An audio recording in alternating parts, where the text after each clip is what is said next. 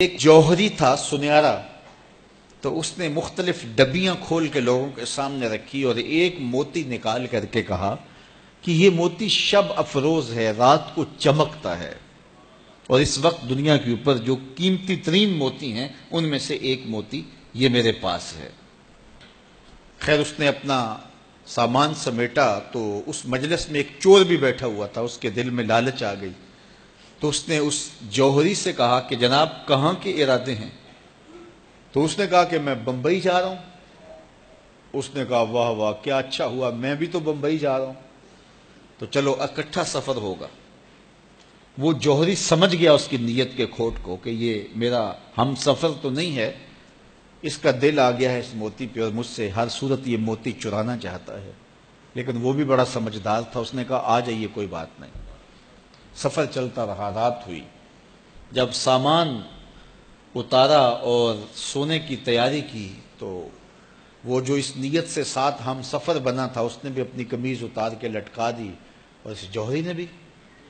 اس جوہری نے یوں کیا کہ نظر بچا کے وہ ڈبیا قیمتی موتی والی نکال کر کے اس کی جیب میں ڈال دی اور خود بے فکر ہو کے سو گیا۔ جب یہ خراٹے لینے لگا تو چور اٹھا، اس کا سامان ٹٹولا، اس کی جیبیں دیکھیں، سارا دیکھتا رہا۔ خیر دن چڑھ گیا، جوہری اٹھا، اس نے نظر بچا کر کے اس کی جیب میں ہاتھ ڈال کر کے وہ موتی اپنی جیب میں ڈال لیا۔ صبح جب ناشتے پہ بیٹھے تو اس چور نے باتوں ہی باتوں میں بات کی، وہ آپ کے موتی کی چمک شمک نظر نہیں آئی رات کو؟ تو وہ ہنس کے کہنے لگا نہیں میرے پاس ہی تو تھا، وہ جیب سے نکال کے سامنے رکھ دیا۔ دل ہی دل میں بڑا حیرت زدہ ہوا، میں نے تو سارا ٹٹولا، یہ اگر کہیں تھا تو مجھے کیوں نہیں ملا؟ چلو آج سے ہی۔ اگلا دن آیا تو پھر اس نے قمیض اتار کے رکھی اور اس نے نظر بچا کے اس کی قمیض میں وہ موتی ڈال دیا اور خود بے فکر ہو کے سو گیا۔ یہ ساری رات اس کے سامان میں، اس کے لباس میں تلاش کرتا رہا اور وہ مزے سے سویا رہا۔ صبح اٹھا اور نظر بچا کے اپنی جیب میں ڈال لیا۔ ناشتے پہ پھر بات کی کہ وہ آج بھی کوئی چمک شمک دکھائی نہیں دی۔ اس نے کہا میرے پاس ہی تھا، جیب میں ہاتھ ڈالا اور سامنے رکھ دیا۔ بڑا حیرت زدہ ہوا، دل ہی دل میں سوچا چلو کل صحیح۔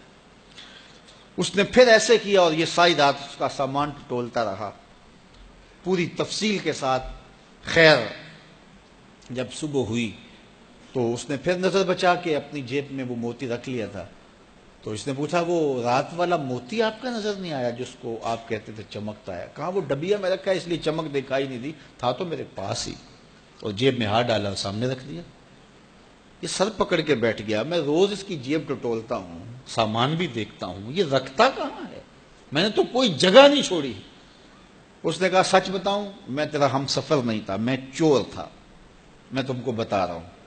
اب آپ میرے بھی استاد نکلے، مجھے اتنا بتاؤ کہ یہ موتی آپ رکھتے کہاں تھے؟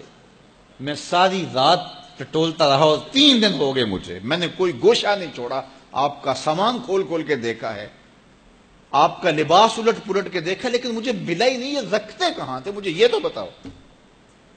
اس نے کہا لوگوں کی جیب میں ٹٹولتے رہے، اپنی جیب میں ہاتھ ہی نہیں ڈالا۔ بلے شاہ اڈ دیاں پھڑنے، جڑا گھر بیٹھا ہے انہوں پڑھیا ہی نہیں۔ وَفِي أَنفُسِكُمْ أَفَلَا تُبْصِرُونَ، کہا تم کہاں اسے ڈھونڈ رہے ہو، ذرا اندر بھی اتر کے دیکھو، اندر اترو گے تو اس کا سراغ مل جائے گا۔ نہ مسجد وچ نہ مندر وچ، لب یار نو اپنے اندر وچ۔ جب اپنے اندر اترو گے تو پھر سراغ زندگی نصیب ہو جائے گا، عرفان ذات ہوگا تو پھر عرفان الہی نصیب ہوگا۔ لیکن ہم دائیں بائیں ڈھونڈنے نکلے لیکن اپنے اندر اتر کے نہ دیکھا۔ تو سراغ زندگی ملتا ہی تب ہے جب اس کی چوکھٹ پہ جھکنا بندہ سیکھ جاتا۔ تو اس کی چوکھٹ پہ جھک کر کے زندگی کی سربلندی حاصل کیجئے اور مقصد زندگی حاصل کیجئے۔